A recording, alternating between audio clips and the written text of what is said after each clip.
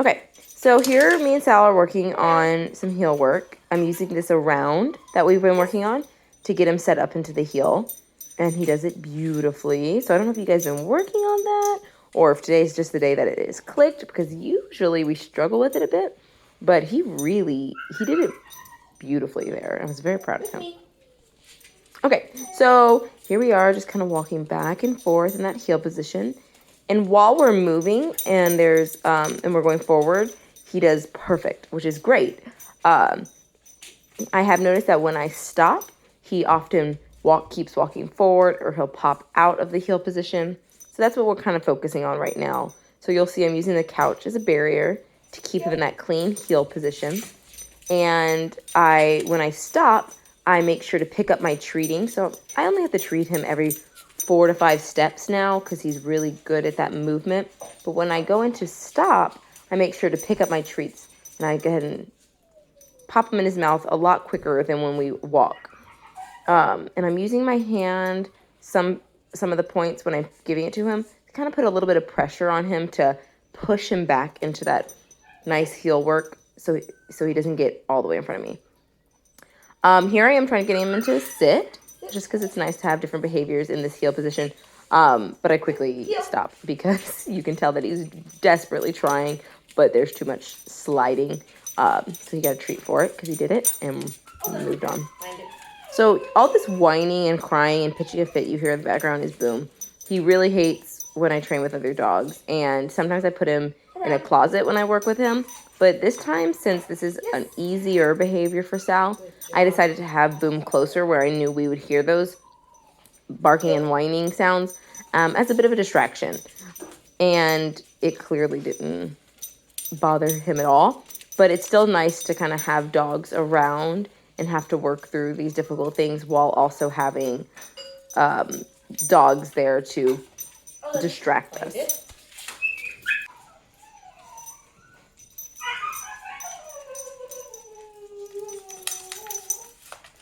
Okay, so coming up here, we get out of the shot a bit, but you'll see right here, I go ahead and do a stop. And there's no couch on my side, and he definitely swings out.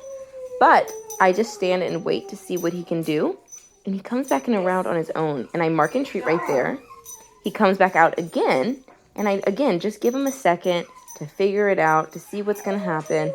And he goes right almost into a round. He turns around. He's trying to figure it out. You can tell those like wheels are turning. He's thinking. And then right when he comes back around over here, I mark and treat him for that as well. So just like any of the other behaviors we've been working on, we give him his cue, which is heel. And if he breaks that for any reason, I really try to let him figure it out on his own once he knows behavior. Yes. If he's still learning and he breaks it, I like to, give him more direction and a little more guidance. But since he knows what we're doing here, I decided to give him a second to let him try to figure it out. And he was able to get back into it. And I really want to reward him heavily for that. First of all, I'm glad that he made that choice on his own, but also to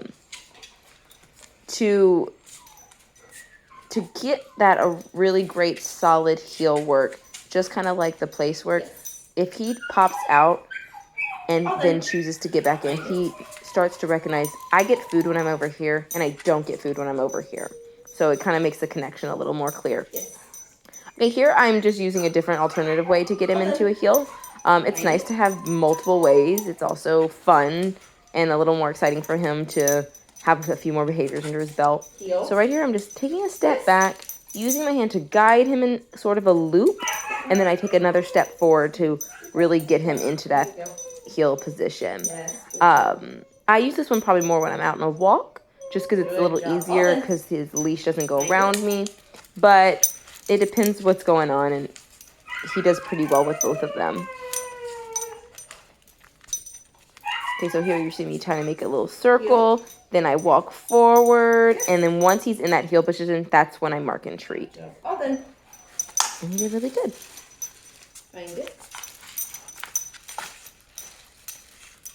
So we needed a little bit of a rainy day activity for Sal because we didn't get out as much as we usually do.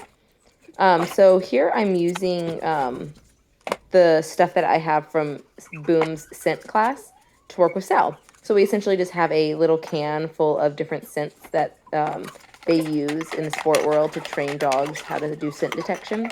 And since they send it home with me, I've been playing around with my other dogs too, and thought it might be fun to teach Sal. This is obviously not like an important skill, but it's fun watching him kind of play this game to see how to get the treats. And you see at the beginning, he really had no clue what I was asking him to do. All I need him to do right now is put his nose in the bowl, but he was struggling with it, and he went around my back, trying to find my treats, trying to figure out what does she want, and he eventually figured it out. And he was putting his nose in the bowl pretty regularly, so this time I got 2 bowls. One of them has the scent in it and one does not.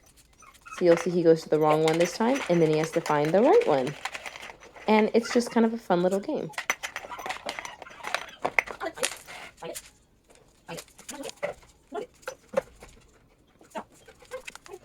Okay, and here I tossed a bunch of treats in the hallway. For some reason, he does not want to get them, so I'm trying to help him out. And he eventually got it. So here he is. There he is. He went to the wrong bowl twice and kind of paced around and thought, how do I get these treats? And he figures it out every time. He does great.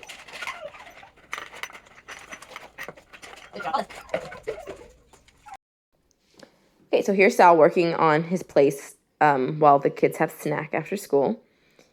And he does great. You'll see I even had to move Coach away twice here. And Sal holds it the entire time. And one of the times I went into my room to put the dog up, and he stayed while I was gone, which was beautiful.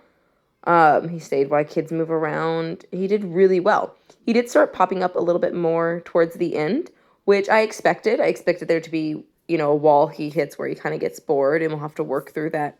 But I was very impressed. He did really, really well. You can tell you guys have been working on it. Every time he pops up, I just make sure to ask him to go back to his place. And towards the end, he pops up, and right before I was about to release him, but I went ahead and made him go back, asked him to go back to his place for one last time, and so that I could release him.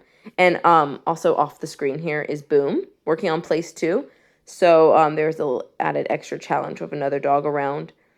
And that's kind of what made him pop up at the end. You'll see that Boom also gets up. So I'm just working through some stuff, and he does great.